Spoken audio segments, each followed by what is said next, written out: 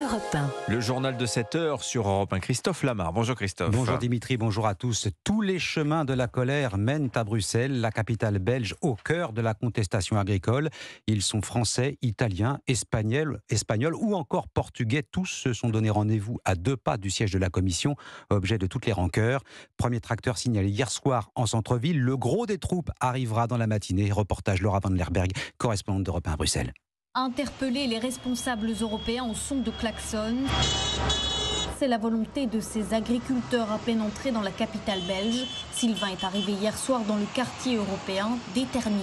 Pour nous, c'était important. On voulait marquer le coup et qu'ils réalisent qu'il y a un gros malaise au niveau agricole, mais pas qu'en Belgique, dans toute l'Europe. Il est temps quand même qu'ils se réveillent. Les tracteurs garés à 500 mètres du Parlement européen, Alan et quelques autres jeunes agriculteurs sont sur les lieux depuis lundi. Leurs matelas posés sur de la paille dans un conteneur.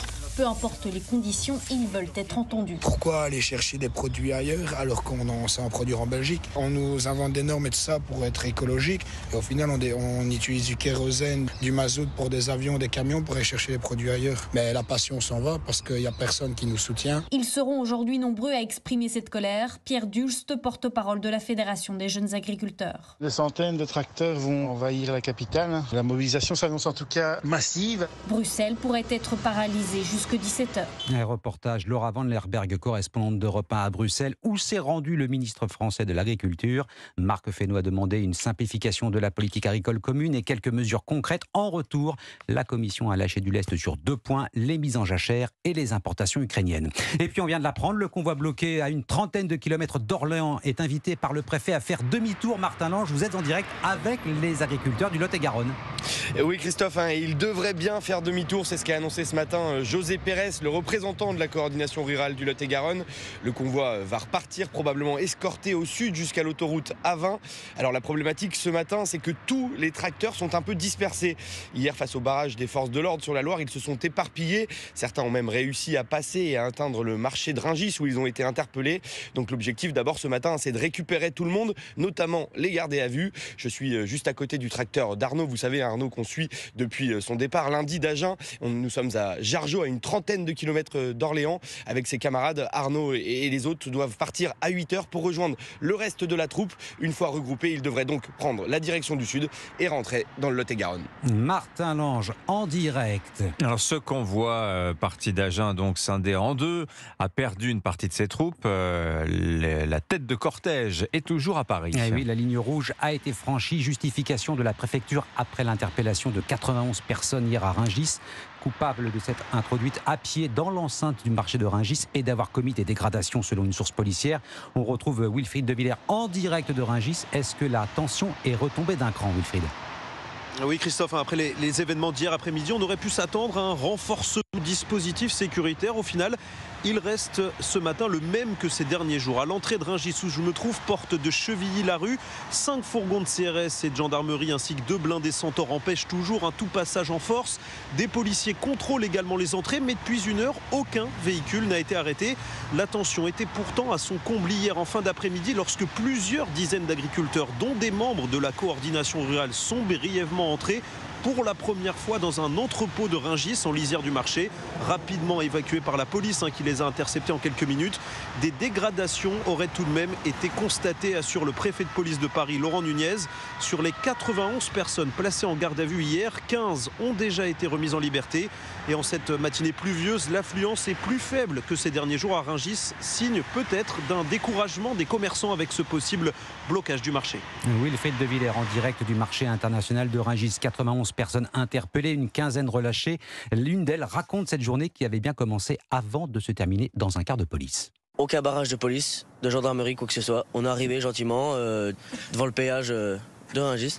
Et ici nous attendaient plusieurs camions. Enfin, ils nous attendaient oui et non parce qu'ils n'étaient pas prêts à ce qu'on arrive. Normalement, personne n'est censé arriver ici. Et puis, du coup, quand on les a vus, on s'est serré sur le côté, sur les zébras pour pas gêner la route, parce que c'est pas notre but. Donc voilà, on a discuté avec eux, on a pu échanger, tout s'est super bien passé. On a pu prendre des photos devant, etc., de tout notre groupe. Et puis à un moment donné, ils nous ont dit venez traverser la route pour être plus en sécurité, parce que c'est vrai que bon, on était au bord de la route, donc on est allé vers eux. Et puis après, ils nous ont demandé nos papiers, nos cartes d'identité, etc. Donc on a rempli des papiers avec. Et puis, du coup, ils nous ont appelés pour aller vers les camions un peu plus loin derrière. Donc on est tous allés chacun notre tour. Et quand on est arrivé devant, en fait, il fallait poser toutes nos affaires. Et puis monter dans le camion pour venir là en garde à vue. Voilà le témoignage de l'un des 15 agriculteurs interpellés avant d'être relâchés hier en début d'après-midi. Et au total, on recense 150 rassemblements agricoles dans toute la France. 7 points de blocage en région parisienne. Accéder à Paris reste possible, mais oblige à d'importants détours. À Lyon, l'encerclement serait total. Toutes les autoroutes coupées en divers points. Plus au sud, circulation très compliquée sur les grands axes autour d'Orange, Nîmes, Aix-en-Provence. Opération escargot et barrages se multiplient. Au total, 8500 manifestants et au moins 5500 engins agricoles seraient mobilisés. Et parmi les sujets qui cristallisent la colère des agriculteurs, le projet d'accord de libre-échange entre l'Europe et le Mercosur, les pays d'Amérique du Sud. Et accord qui se heurte à l'opposition de la France. Emmanuel Macron doit s'en entretenir dans la matinée avec la présidente de la Commission européenne, Ursula von der Leyen. Discussion en marge du sommet de Bruxelles consacré à l'aide militaire à l'Ukraine. Sauf que la marge de manœuvre du chef de l'État est limitée. Baptiste Morin, chef du service économie d'Europe 1. Si la France s'oppose à l'accord depuis la fin des négociations en 2019, c'est parce que le texte prévoit de faciliter l'importation de produits agricoles des pays du Mercosur en Union européenne, du sucre, du poulet, de la viande de bœuf, des produits à bas prix, car les agriculteurs brésiliens, argentins, paraguayens ou uruguayens doivent respecter moins de normes sanitaires ou environnementales que nos agriculteurs. Alors pour éviter cette concurrence déloyale, Paris veut amender l'accord de libre-échange avec des clauses contraignantes. Dans le camp des opposants au texte, la France peut compter sur les Pays-Bas ou sur l'Autriche. Le problème, c'est qu'en face, il y a Berlin. L'Allemagne compte bien sur ce traité pour augmenter ses échanges commerciaux avec l'Amérique du Sud. Au cœur de l'accord, il y a la fin des droits de douane pour les voitures et les machines-outils européennes, deux spécialités de l'industrie allemande. Lors d'une visite au Brésil, il y a quelques semaines, le chancelier Olaf Scholz s'impatientait. Il estimait que les discussions avaient assez duré. Baptiste Morin, chef du service économie d'Europe 1. Et puis nous sommes le 1er février, comme chaque mois, quelques changements. Et oui, hausse du prix de l'électricité un peu moins de 10%, des péages 3% en moyenne, et baisse d'un point de la rémunération du livret d'épargne populaire qui va passer de 6 à 5%. Et puis la mobilisation des agriculteurs, mais aussi la mobilisation des enseignants, grève et manifestations prévues un peu partout en France aujourd'hui. Les syndicats disent vouloir lancer un avertissement au gouvernement sur les conditions de travail à l'école et les rémunérations. Et 63%, justement à propos de l'école, 63% des Français pensent que l'enseignement privé est meilleur que celui dispensé dans le public. Résultat d'un sondage CSA pour Europe 1, CNews et le journal du dimanche. On en reparlera en détail dans le journal de 7h30. Merci beaucoup Christophe Lamar, c'était votre journal. Il est 7h09 sur Europe 1, à suivre l'édito éco. Nous sommes le 1er février 2024 et la France n'a toujours pas de ministre du logement. Cela dit, bonne nouvelle, Gabriel Attal en a parlé lors de son discours de politique générale mardi. Il a parlé du logement. Nicolas Bouzou, dans 10 minutes, ce sera juste après l'invité actu d'Europe 1 matin, l'affaire Gérard Miller. On va en parler avec Ava Jamshidi, la rédactrice en chef du magazine Elle, qui sort l'information.